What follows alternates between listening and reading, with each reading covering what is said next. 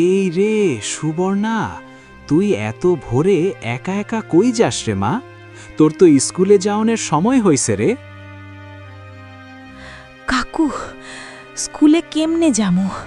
বই খাতার পয়সা তো দূরের কথা, আমার ঘরে তো ভাতই নাই। আগে তো পেট ভরান দরকার, খাইয়া বাঁচলে তারপর পড়ালেখা। হায় রে পোড়া কপাল, তোর বয়সে আমি গরুর পেছনে পেছনে দৌড়াইতাম, কাদায় লাফাইতাম, আর তুই এই বয়সে এত বোঝা বইতাছত। খেলাধুলা আমার কপালে নাই গো কাকু। মা মইরা গেছে 5 বছর আগে, বাপ তো মরছে আমার জন্মেরও আগে। আমারে দেখব কে, তাই নিজের কাম আমি নিজেই করি। তোর মায়ের মতোই জেদি রে তুই, কিন্তু একা একা এত কিছু কেমনে সামলাবি? একা না কাকু, একা না, পেট তো সাথে আছেই। ওর জন্যেই তো সব শিখছি। টাকার জন্যে মাটি খুঁড়ছি, বাজারে হাড়ি বিক্রি করছি, ঝোপঝাড় পরিষ্কার করছি, মাইনষের বাড়ির কামও করছি। আমার সঙ্গী আমি নিজেই গো কাকু।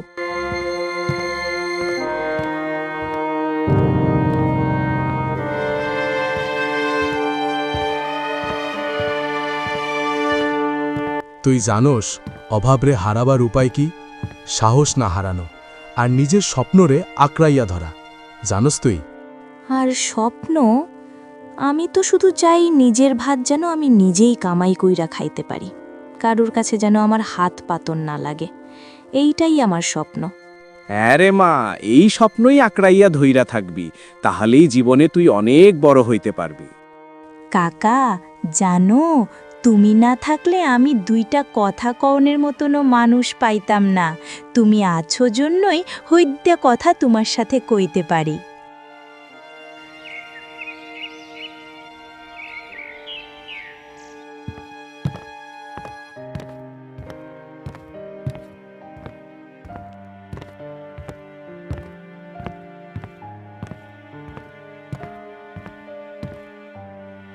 কিরে মা, আজ কেমন বিক্রি হবে? হইতাছে কাকু, কিছু টাকা লাভ হইছে। আইজ চাল কিনমো, আর একটু তেলও কিনন লাগব।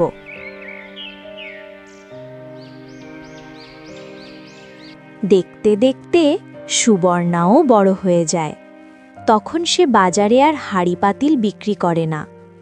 একদিন সে রাস্তা দিয়ে যাচ্ছিল, এমন সময় কাকুর সাথে দেখা হয়ে যায়।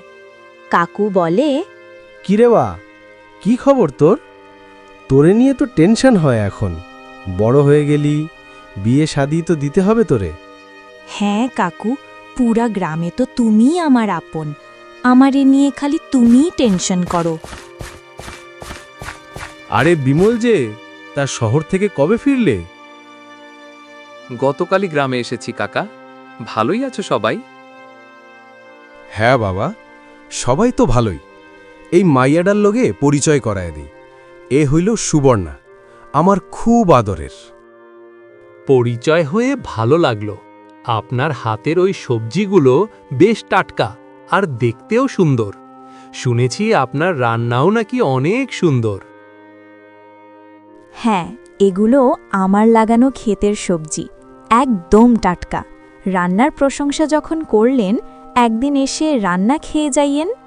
ঠিক আছে, তাহলে সারা জীবন যেন তোমার হাতের রান্না খেতে পারি সেই ব্যবস্থা করব। অভিজিৎ ও সুবর্ণার বিয়ে হয়ে যায়, কিন্তু সুবর্ণা এতিম হওয়ায় এই বিয়েতে অভিজিতের বাবা মায়ের তেমন আগ্রহ ছিল না। অভিজিতের জন্যই বিয়েটা হয়।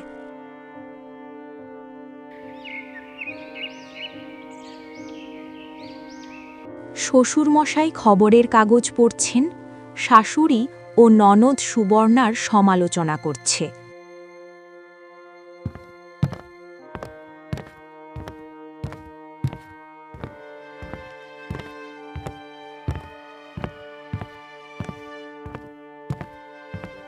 এত দেরি কইরা চা আনছো কেন?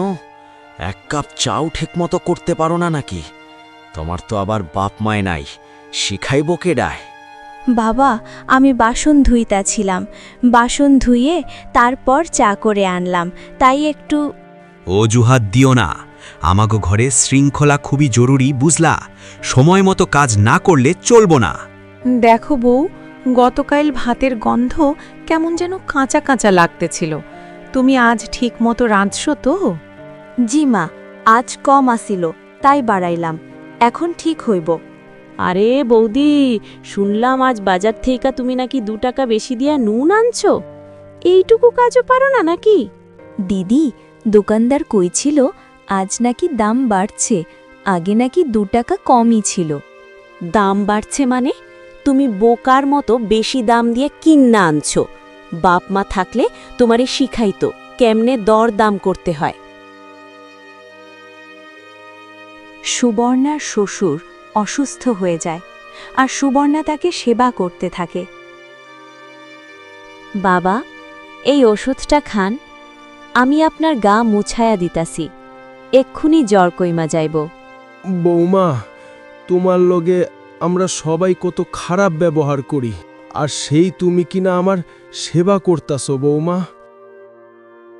বাবা, আজ আপনারে সুস্থ হইয়া উঠতে হইব, আমি আপনারে সেবা কইরা সুস্থ কইরা তুলম। বৌমা, আজ আমি বুঝবার পারছি তুমি এই সংসারের বোঝা নও, তুমি বরং এই সংসারের আপন মানুষ।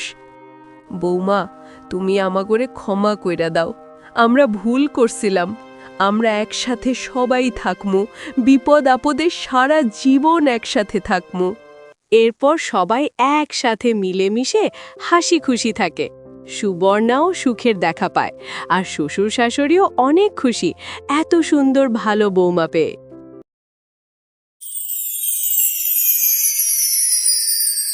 একটা সাবস্ক্রাইব আর লাইক দিলে খুশি হব। অনেক অনেক দিন আগে এই জঙ্গলে এক বাঘ থাকত। একদিন সে একটা হরিণ শিকার করে তার মাংস খাচ্ছিল।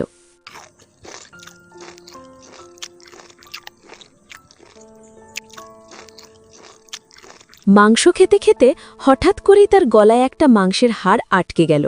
বাঘটা যন্ত্রণায় চিৎকার শুরু করল। বাঘ যন্ত্রণায় নীল হয়ে জঙ্গল দিয়ে হাঁটছে। অন্য প্রাণীদের থেকে সাহায্য পাবার জন্য সে জঙ্গলের দিকে যেতে শুরু করল। তার যেন প্রতি মুহূর্তে কষ্ট আরও বাড়তে বাড়তে যেতে শুরু করল। হাঁটতে হাঁটতে সে জঙ্গলে অনেকটা দূর চলে আসলো।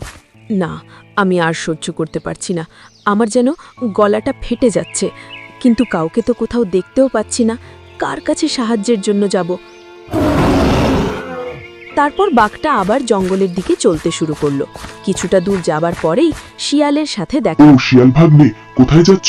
দাঁড়াও দাঁড়াও, আমার গলায় মাংসের একটা হাড় আটকে আছে, তুমি কি হাড়টা একটু বের করে দিতে পারো? মামা, আমাকে কি বোকা মনে হয়? আমি যেই তোমার মুখের মধ্যে মাথা ঢুকাবো আর অমনি তুমি আমার মাথাটা চিবিয়ে খেয়ে নেবে, তাই না? তোমার মনে হয় সকাল থেকে কোনো শিকার জোটেনি, তাই আমাকেই শিকার বানানোর ইচ্ছে। ভুল ভাবিস নে ভাগ্নে, সত্যি আমার গলায় মাংসের হাড় আটকে আছে। আমার গলার হাড়টা বের করে দিলে আমি তোকে অনেক সুন্দর একটা পুরস্কারও দেব। থাক মামা, দরকার নেই তোমার পুরস্কারের। তোমার পুরস্কারের থেকে আমার জীবনের মূল্য অনেক বেশি। এই সামনে পুকুর পাড়ে একটা বক বসে, ওর কাছে চলে যাও, ও তোমাকে সাহায্য করে দেবে।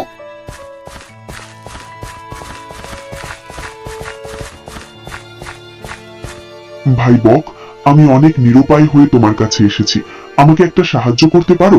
আমার গলায় একটা হাড় আটকে আছে, ওটাকে একটু ছাড়িয়ে দিতে পারো? আমার প্রতি একটু দয়া করো। দেখো, আমি কিছু খেতে পারছি না, কিছু করতে পারছি না, আমার যেন শ্বাস আটকে যাচ্ছে।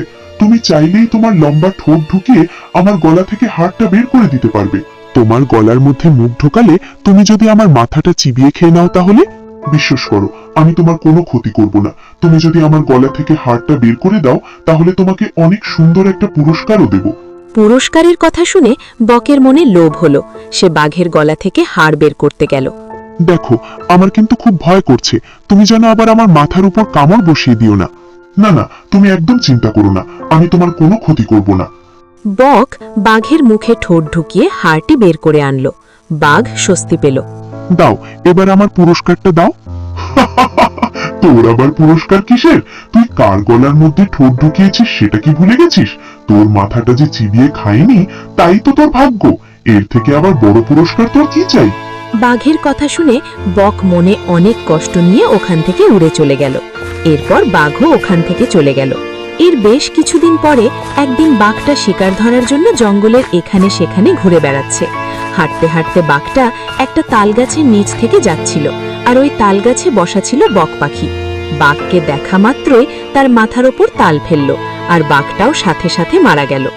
শিক্ষণীয় বার্তা, যেমন কর্ম তেমন ফল।